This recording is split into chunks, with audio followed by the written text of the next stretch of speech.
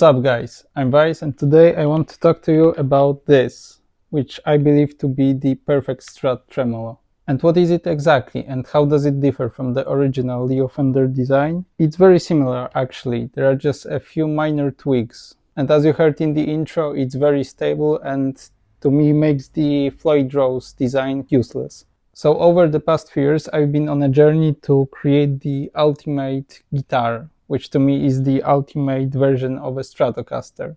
And making sure the ultimate guitar is always in tune was a crucial element of it. Over that time I tried many different bridge parts and different brands bridges, and I always really liked how the original bridge looked, so I didn't want to stray too far away from it. I really like every aspect of the original tremolo, down to the white tip on the whammy. And some custom designs that may look similar usually don't get that right.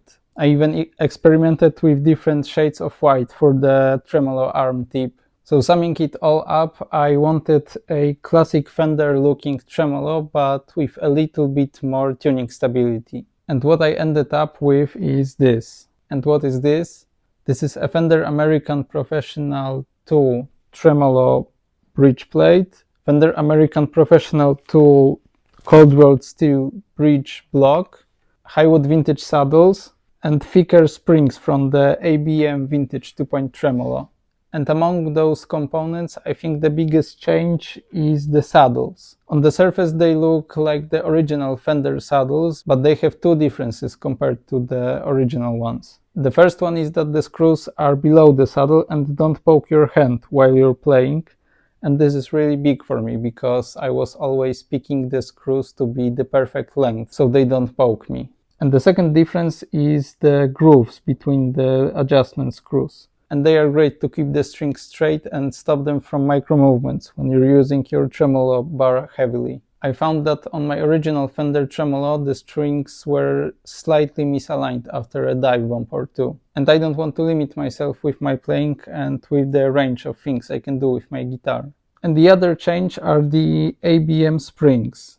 And as you see, they are a little bigger than most of the springs available on the market. And I tried all of the springs and only the ABM ones give me that light tremolo action that I was after. Which also transfers to easier and smoother bends on my strings, because when you bend the string, the bridge goes up and it's all between the string and the springs in the back. I also like that the tremolo block is thinner at the bottom and it allows me for more range with my arm. Very much like a Floyd Rose would.